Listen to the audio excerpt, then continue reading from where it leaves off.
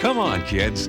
Let Family Home Entertainment take you to the place everyone wants to be. Can't wait to get to Mapletown. My favorite place to be, Mapletown and me. It's Mapletown, a colorful land where bears wear badges, bunnies wear beads, and someone took the candy. Who was it that took the fine wrapped candies from our store? Hey, I really don't know who did it, Mom. Join Patty Rabbit, Bobby Bear, Fanny Fox, and the furry friends of Mapletown in solving this super sweet mystery. Tell me who besides you would steal them then? I'm innocent! Mapletown is the program more and more parents are choosing to brighten and enlighten their preschoolers' day. So hop aboard the Mapletown train to the place little kids adore. Watch out for Mapletown, the case of the missing candy, coming your way on video cassette from Family Home Entertainment. Mapletown and me.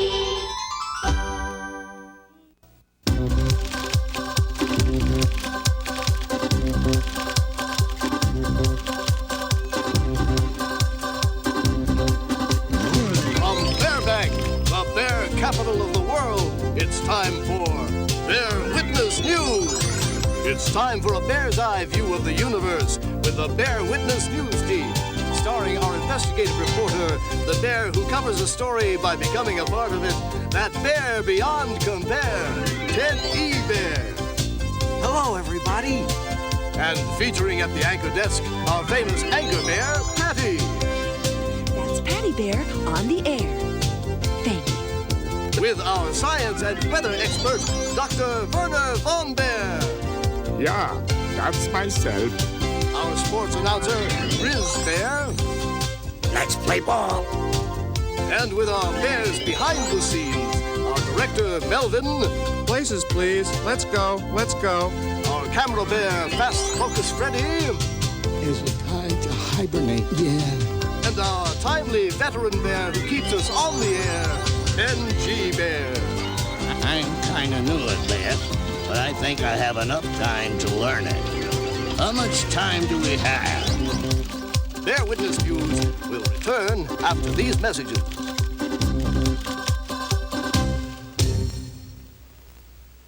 Welcome to Bear Witness News. Today we're going to talk about learning. You know, learning is not something that stops when you finish school. It goes on for your whole life. Learning really means fun, excitement, and adventure. To illustrate that point, here's our investigative reporter, Ted E. Bear, with today's creature feature. Thank you, Patty. I'm sure all the kids out there are attending school, but have you ever been to a school where the students are soaking wet? The other day, I flew the Bear Witness News blimp to California in the United States, to a place called SeaWorld. This is a school where people teach animals and animals teach people.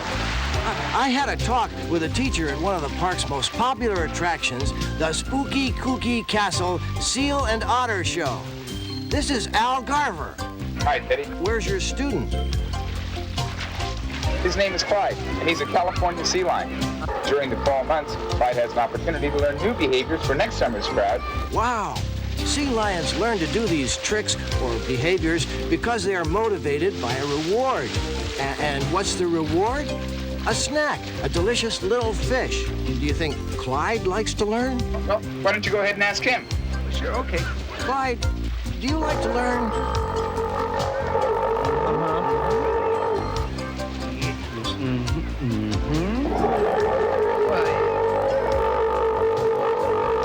Well, that was very nicely said. Well, now back to you, Patty. He certainly has a lot on his mind. What exactly did Clyde say, Ted? He said learning is easy for him because it's fun. For Clyde, learning and playing are the same thing. Well, that's how everyone should think about learning. Wouldn't you say, Patty? I agree. You're so smart, Ted E. Thank you, Ted, for that fascinating creature feature. Why am I upside down? Fast focus, Freddy. Oh, man. Thank you. Please don't play with the camera. It's distracting. Don't blame me. I didn't do anything. Yeah, Fast Focus Freddy never does anything. This is really a mystery. Well, we'd better solve it quickly. We've got a show to put on. Let me look backstage. Gizmos and Con. It's now time for the Bearific Scientific Report with our Bear Witness News science reporter, the head of Grizzly University's Department of Probabilities, Dr. Werner von Baer. Today, for my Bearific Scientific Report, I'm going to show you a monster movie. It's not what you think. Look, a pterodactyl. Millions of years ago, these strange dinosaurs flew over the Earth. But this bird wasn't really made when the dinosaurs were alive. This flying dinosaur was made for the Smithsonian Aerospace Museum in Washington, D.C., USA. It is controlled by a radio. We're not talking about a midget monster here. Space scientists and aeroplane engineers designed this 36-foot little monster. That's 11 meters. It was not easy, and no one ever saw a real pterodactyl fly. Did it flap its wings like a duck, quack, quack, or did it soar like an eagle? They decided to make it do a little bit of both. The engineers here took it out to the desert. There was suspense and anticipation, and up it soared into the wild blue yonder. It was a real success. What do you think of that? Back to you, Patty. Patty, are you there? Speak to me. I'm here, Werner. What happened to the lights? Don't worry, Patty. Benji Bear's just having a little trouble adjusting to the fancy new control panel I installed. A little trouble? Look around you. No lights. Yeah, how are the people going to see the rest of our colorful show? And how am I supposed to give my weather report? What am I supposed to say? The weather tonight will be dark? There, you see. I gave Ben the operations manual. It'll take a little time, but he's learning. Yeah, but what if he blows another fuse? That's right. We have a very important visitor coming over. Yeah, the songwriter and musician Bob Snyder. If Benji Bear makes a mistake during our interview with Bob Snyder, well, it would just be unbearable. I'm sure Ben'll do a good job. He'll do a great job, all right. Places, please. Let's go. Let's go. Right now, it's time for the Inside Story. That's when we go behind the scenes to take an in-depth look at a subject. What's the Inside Story today, Ted? Well, Patty, recently I visited a school for professional stunt people. That's where they teach people all those dangerous tricks we see in the movies and on television. Tricks that we should never, ever try to do ourselves. That's right, Patty. And here's Mr. Kohana, the teacher of the stunt school. Hi, Mr. Kahana. Hi, Teddy. How you doing? I'm doing pretty good. This is quite a spot you got here. You train people to do stunts for the movies, That's huh? right. They do some stunts, let me tell you. Learning to fall without getting hurt is really important. That's because falling is used more than any other stunt. Some movies call for hundreds and hundreds of falls. It takes years of special training to learn how to fall like this, so never try any of this on your own. Here are some super high falls. Wow! You know, stunt people are very special. These are professional athletes who plan and time their tricks very precisely. I'm sure you've seen cowboy shows where the guys go flying off their horses. Well, the secret is an invisible harness wrapped around the cowboy called the jerk. The jerk is attached to a long cord, so it pulls the stuntman backwards right out of his saddle. Boy, that cowboy sure bit the dust. But his special training gave him the ability to give a great performance without hurting himself. And that's the inside story. Over to you, Patty. Patty? Yes? Over to you. Is something wrong? I was just thinking, what if there are mistakes when Bob Snyder is here? Oh, don't worry, there won't be any. I hope. But what if you can't teach an old bear new tricks? Come on, Patty. Have a little faith in your fellow bear. Oh, you're right. And we've got work to do. And now here's our weather and science expert bringing us weather from all over the world, Dr. Werner von Baer. It's time for Weather Watch. What kind of weather are we going to watch today, Professor? Well, Patty, today we're going to look at a very dangerous weather condition, the hurricane. A hurricane is an enormous whirling storm that always begins over warm ocean water, like we see here. Fairbanks International Weather Service keeps a close watch on hurricanes. They examine pictures of the storm taken by weather satellites. That way, they can give us a storm warning. And if you ever hear a hurricane warning, take it very seriously, because a hurricane has winds that blow at nearly 130 miles per hour. That's 208 kilometers per hour. That wind can really bear down on you, enough to cause terrible waves and flooding. Once the hurricane moves over the land, it eventually dies down, and life can return to normal. Thank you, Werner von Baer, for that interesting Weather Watch report. You are welcome. Did you know that after a hurricane, you can sometimes see a beautiful rainbow filled with beautiful colors? Wait! I said a rainbow has the beautiful colors. Not me. I'm a bear, not a peacock. Thank you, Werner. That was a colorful story.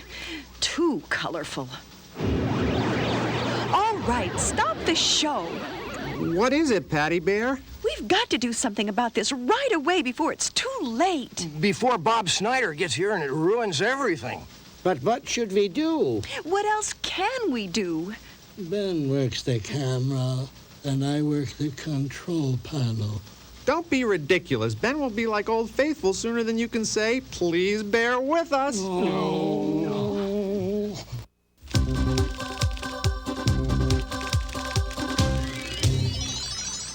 Maybe we can postpone the show a little bit. Just 3 months. Long enough for a quick hibernation. Postpone? No! Absolutely not. Just waiting for Ben to make another mistake is turning me into a nervous wreck. Okay then. Let's clear out of here. Let's run over to the Barrateria and cool out over a couple of milkshakes. Bear Witness News. Wait! What are you doing? We shouldn't run away from this problem, or any problem for that matter. Why not? Because running away never solved anything. Don't you remember the time all the bears panicked and started to leave Bearbank because they had a problem they were afraid of? Remember the invasion from nearby Monster Mountain? Oh, yeah. I surely do remember that day. Well, I remember it, too. All the bears decided to flee from Bearbank because they were afraid of the monsters up in Monster Mountain. But I was selected to drive up and have a look. Later on, they decided to have a pep rally in honor of their leader, Count Dracula. I had figured out that the only way to stop them is to not be afraid of them. If you're not afraid, you can conquer all your problems. I am Count Dracula, the most frightening of all monsters. Yeah, but you know, you're not frightening. You're not frightening either. The part of you that's real isn't frightening yet. It's kind of funny. And the part of you that isn't real is in my mind. And it's only as scary as I make it.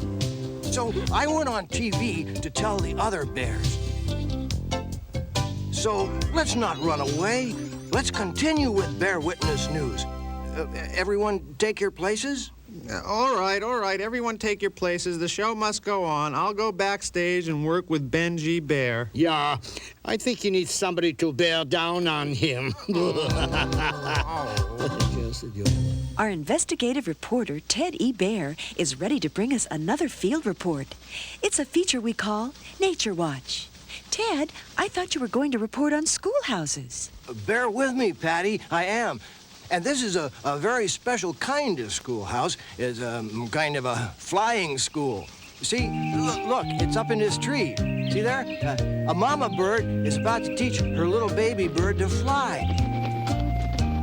Birds twitch their wings many times before they fly. See?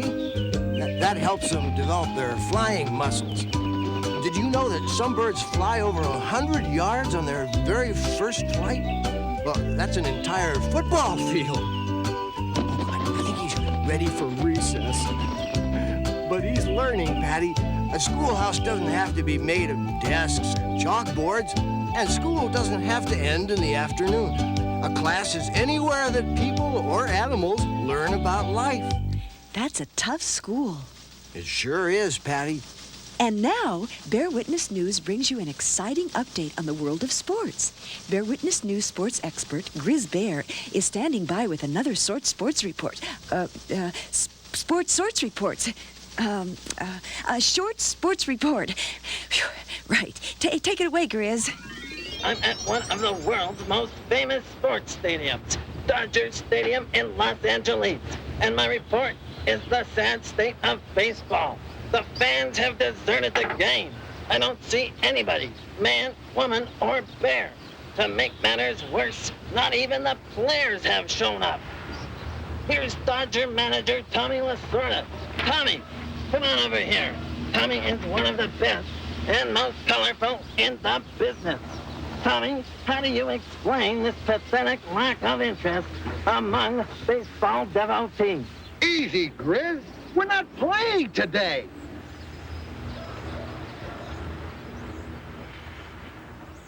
Grizz must be embarrassed.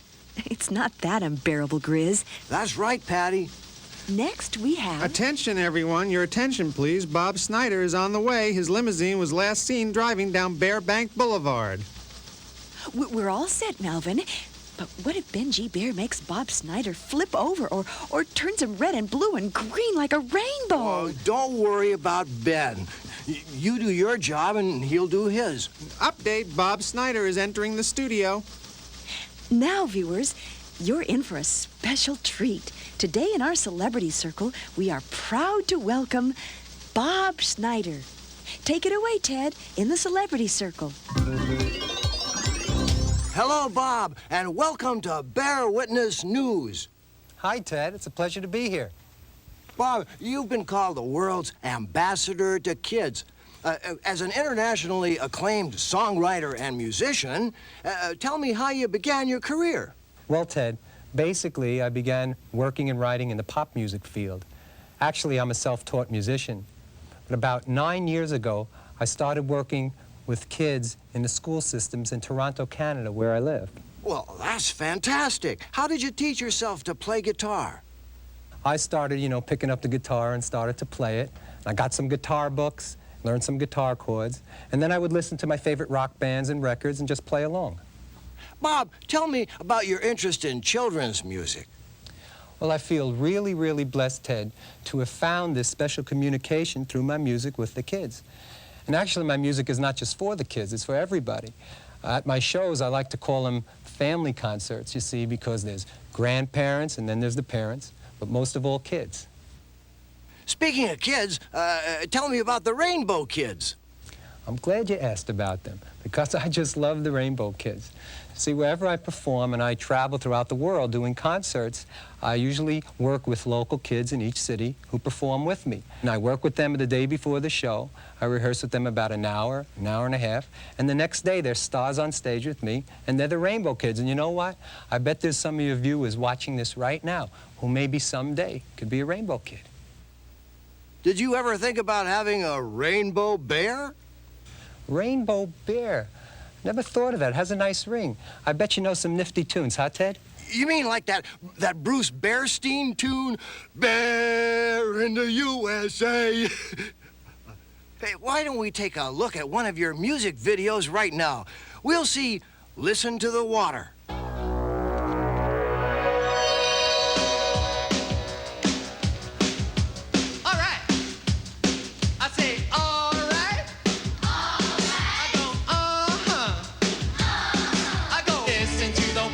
Listen to the water rolling down.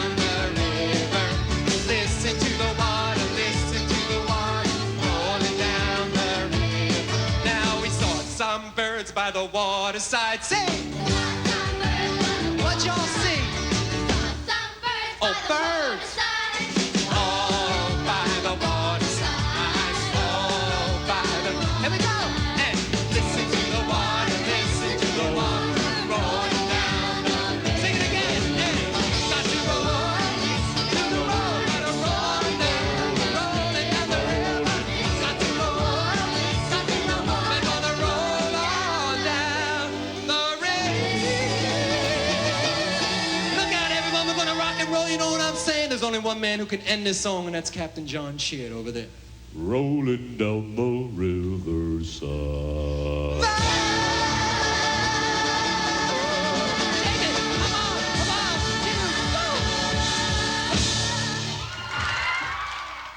Bob, I really liked that. How did you create Listen to the Water?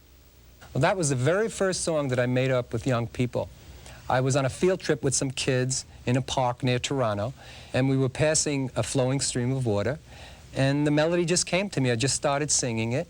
I listen to what the kids say, see anything they say is just fine with me, and incorporate their ideas into the songs.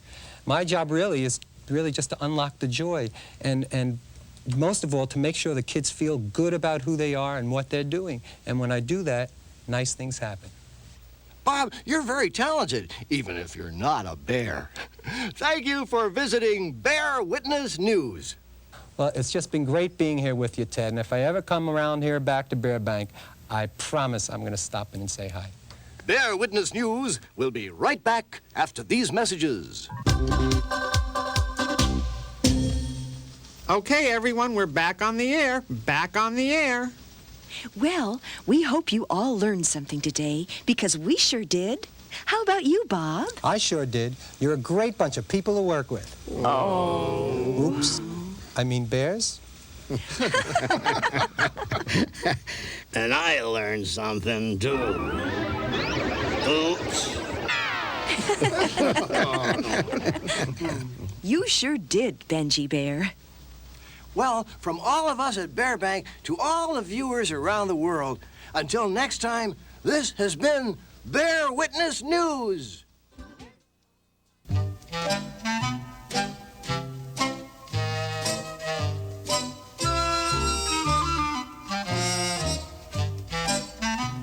Hello there. You have caught me after hours at HONY TV. We have made it through another broadcast of Bear Witness News. In spite of a few technical difficulties, the studio lights on the Bear Witness News set are off for the night, and I am officially off duty. You know, with the pressures and responsibilities of our jobs on Bear Witness News, it is important for all of us to find time to have some fun and relaxation when we're off the air. One of the ways we do that is through our local theater group called the Bearbank Village Players. All of the staff are members of this group. All of us, that is, except my friend Ted E. Bear. Ted never seems to stop for a break. His assignments generally make him run off after each broadcast ends, so that he'll be prepared to bring you more interesting and informative experiences the next time we're on the air. The principal of the Bearbank Public School has asked our theater group to present some fairy tales to the students next week. When we broadcast the news, it is so important for us to stick to the facts and be responsible reporters. Would it ever be fun to use our imagination in presenting these fairy tales? Or to give the students an entirely different approach to those longtime favorite stories? Maybe we could do a parody. Do you know what a parody is? A parody is an imitation, in a humorous and outrageous style, of a serious story. Everything is exaggerated, or beyond truth and reason, to make the story something to laugh about. Maybe we could even get Ted involved in this one. He loves kids and is the president of the Cub Board for the Bureau of Bear Affairs. In that job, he watches over all of the school-age bears in Bearbank to make sure they are happy and learning their lessons. We could make Ted an investigative reporter and act as if he is covering an assignment for Bear Witness News, discovering what is really taking place in those fairy tale stories. I wonder how we would present Snow White and the Seven Dwarfs. Why, I could be the princess with a charming prince, and we... Patty, we have an exciting Bear Witness News docudrama. Our Ted E. Bear players will recreate one of the most gripping stories in Burbank's history. The story of Snow White and the 7 Dwarfs. Hold it, Ted, hold it. There's only one. We could only find one dwarf. What? One, Ted. One? And now, Snow White and a dwarf. Patty, you play Snow White. She's the most beautiful girl in the kingdom. Wow. What do I wear? That cute little pink number up there, I got it at great expense, I'd like you to know. And, Vernie, you play the evil queen. Why does I always have to be the evil queen? Easy. You can't be the dwarf. Oh yeah. Dwarves is small. That's right. Now, Grizz, you're the dwarf. Him? And I'll be the PC. What a PC? Prince Charming. I've already got the hat on, and the part suits me right down to the ground. Behind one of the great romances in history lay an underhanded scheme hatched by an evil and jealous queen. Evil is my name, and monarchy is my game. I'll tell you the reason for her anger and resentment. See, the Bears had chosen Snow White as Miss America. For sure, you know, but like it's mostly an honorary title, you know. This will put her to sleep for 100 years.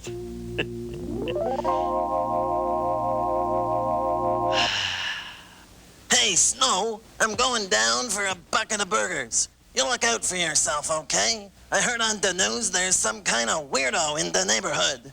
Some kind of evil queen. For sure, like, don't worry. I'll be at the gym all day.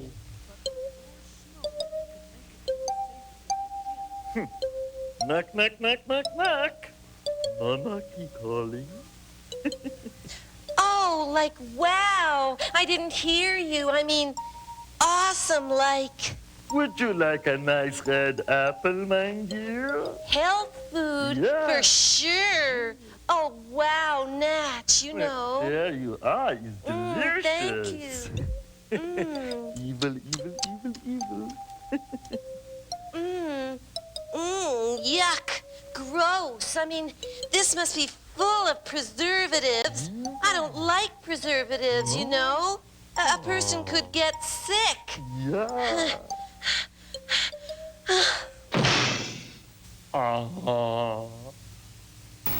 Sure enough, the Wicked Witch's evil scheme worked. Snow White ate the toxic apple filled with unhealthy preservatives and fell asleep. Aha! It's Snow and she's asleep. A toxic apple filled with preservatives. This must be the work of the evil queen. So the dwarfs saw that Snow White was a victim of the Wicked Witch's evil scheme. He could see that without outside help, she was in for a very long sleep. Hey, Slick! You call me, Shorty? Yeah, are you a Prince Charming? Well, does a bear walk in the woods or what? Well, the Wicked Queen fed Snow White here a toxic apple, and I thought maybe if you gave her a kiss, you might be able to wake her up, you know? Hey, what do you think I am? Some kind of toxic waste cleanup committee? You Well, know how many toads I've kissed today? Hey, a babe in the woods. Sure beats toads.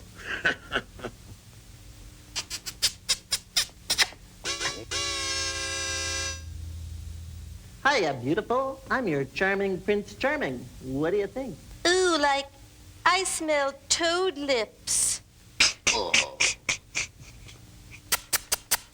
Oh, please, please marry me. Make me the happiest bear in the woods. Oh. Oh, gross. Wash your face before you kiss me. Oh, gross. Promise you'll never kiss another toad. Oh, you're so and, like, beautiful. no more artificial preservatives. And another thing, where did you anything. get that Prince Charming suit? It's a lease. I'll Like, get rid of it. wow. I can't believe it. And another thing, that maid, she doesn't do windows. She never meant anything to me. No. And I want to go to Puerto Rico. Sure. Tomorrow. Okay. Today. You're on. That's our Bear Witness News investigative report on the startling behind-the-scenes story of how Snow White met Prince Charming and became a real princess. Oh, my prince. Oh. Darn squirrels. That's worse than toad lips. Sometimes those animals are unbearable. The squirrels leave their acorns everywhere, and they're always chattering while we are on the air. Maybe we should build them their own house deep in the woods, made out of nothing but acorns. That might keep them out of our hair for a while. Now, if it were my house, I'd build it out of something tastier, like honeycomb or gingerbread.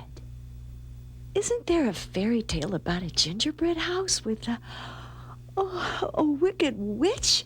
I just imagine what a great news report that would make. I think it was Hansel and Gretel. Okay, gang, we're gonna do the HNG story. Riz, you'll play the woodchopper. I will play any part as long as I don't have to be the wicked witch. Good, Bernie, you're the wicked witch. Patty, you'll be Gretel. Why would anybody name a girl Gretel? I don't know. And I'll play the handsome and charming Hansel. We're ready! The tragic events begin on June 33rd when Hansel and Gretel walked into the woods near their suburban home. So they wouldn't get lost, Hansel, he left a trail of bread slices. Bread slices? Sure, I knew a guy that did this in New Jersey once, and it really worked, yeah. But unknown to the pair, somebody stole the bread. Look, Gretel. It's so cute. It was then that they spotted a strange and wonderful house in the forest. Aluminum? Gingerbread. Builders will cut costs wherever they can these days. Oh! Got you! Who are you? I am the most evil and wicked witch you'll ever meet. It's my card. Evil. Yeah, I'm also the last wicked witch you'll ever meet. Bear Witness News has learned that a key figure who changed the course of history was an obscure woodchopper. He had been clearing the land for a new subdivision nearby. Hey, I said a woodchopper was working, not eating. I said working in the forest. Oh, that's my cue. Wow.